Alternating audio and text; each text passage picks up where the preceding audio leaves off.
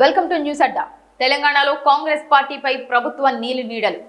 అంది వచ్చిన అధికార అవకాశాన్ని వినియోగించుకొని తెలంగాణలో పల్లె నుంచి పట్నం వరకు బలంగా వేళ్లూనుకోవాల్సిన కాంగ్రెస్ పార్టీపై ప్రభుత్వ నీలినీడలు తీవ్ర ప్రభావాన్ని కనబరుస్తున్నాయి. దీంతో పార్టీ గొంతు బలహీనమైందంటున్నారు. ప్రభుత్వానికి పూర్తి అండగా అన్నింట వెన్నంటి నిలవాల్సిన పార్టీ ప్రభుత్వంలోని భాగస్వాములైన మంత్రులు, ఎమ్మెల్యేలు, ఎంపీల ఆధిపత్యం ముందు వెలవెలబోతున్నదనే అభిప్రాయాలు వ్యక్తమవుతున్నాయి. కీలక భూమిక పోషిస్తున్న వీరంతా ప్రభుత్వానికి కాకుండా పార్టీకి కూడా పెద్ద గొంతుకై నిలవాల్సిన చోట తలలు వాల్చుతున్నారనే అభిప్రాయాలు వినిపిస్తున్నాయి. ప్రభుత్వంపై తమపై వచ్చే ఆరోపణలు, విమర్శలను కూడా తిప్పికొట్టలేని దుస్థితిలో మెజార్టీ మంత్రులుండగా వారికి మద్దతుగా నిలవాల్సిన ఎమ్మెల్యేల్లో ఎందుకో అవసరమైన స్పందన కనిపించడం లేదంటున్నారు. ఇక ప్రభుత్వంపై సాగుతున్న రాజకీయ దాడి, ఒత్తిడికి అడ్డుగోడగా నిలిచి రాజకీయ కార్యాచరణతో ఎదుటి గొంతులను మూయించాల్సిన పార్టీ ముఖ్య నేతలు ఒకరో ఇద్దరు మినహా పెద్దగా యాక్టివ్గా కనిపించకపోగా కనీసం గొంతు వినిపించడం లేదంటున్నారు. ఏళ్లుగా పార్టీ కోసం అహర్నిశలు పనిచేసిన అనేక మంది నామినేటెడ్ పదవులు ఆశిస్తున్నారు.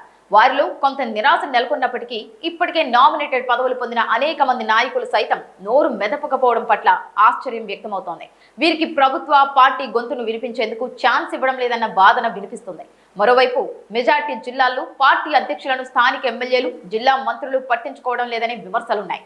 ఇటీవల కొత్త వారిని డీసీసీ అధ్యక్షులుగా నియమించిన తర్వాత వారిని ఖాతరు కూడా చేయలేదంటున్నారు. వెరసి గ్రూపులు, వర్గాలతో పార్టీని భ్రష్టు పట్టిస్తున్నారనే అభిప్రాయం క్షేత్రస్థాయిలో వ్యక్తమవుతోంది.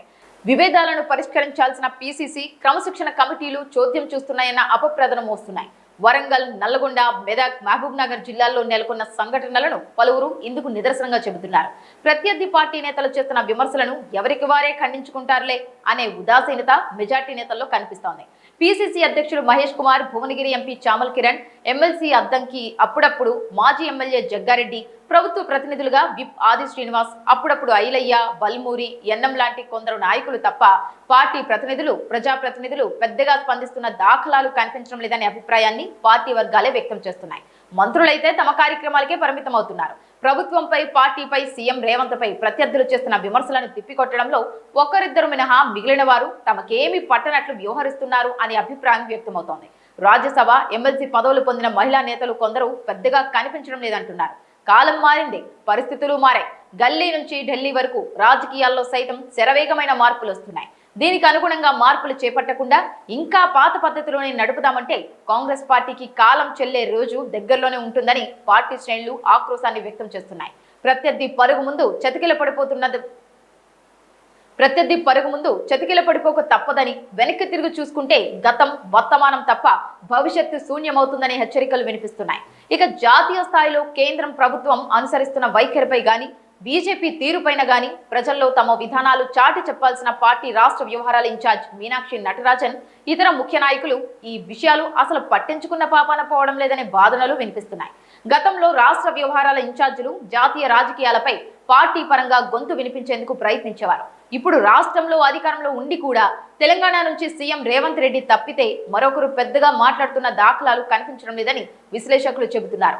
తమ నేతలు సోనియా, రాహుల్, ఖర్గే లాంటి వారిని, కాంగ్రెస్ పార్టీని తీవ్రంగా విమర్శిస్తూ కించపరుస్తున్న సందర్భాల్లో కూడా ఈ నాయకుల్లో చలనం లేదనే విమర్శలు ఉన్నాయి. అక్కడెక్కడో ఢిల్లీలో విమర్శిస్తే తమకేంటనే తీరులో వ్యవహరిస్తున్నారని అంటున్నారు. మంత్రుల సంగతి పక్కన పెడితే ఎమ్మెల్యేలైతే తమ నియోజకవర్గాల్లో కూడా పార్టీపై, ప్రభుత్వంపై వస్తున్న విమర్శలను ఖండించకుండా చోద్యం చూస్తున్నారని పార్టీ శ్రేణులు చర్చించుకుంటున్నాయి. కాంగ్రెస్ లో గెలిచిన వారిలో ఎక్కువ మంది కొత్త వారు ఉన్నప్పటికీ వారిని సరైన దిశలో నడిపించడంలో ప్రభుత్వ పెద్దలు, పార్టీ నిర్లక్ష్యం కూడా కనిపిస్తున్నదని చెబుతున్నారు. ఈ కారణంగా ఇప్పటికే జరగాల్సిన నష్టం జరిగిపోతున్నదని అంటున్నారు.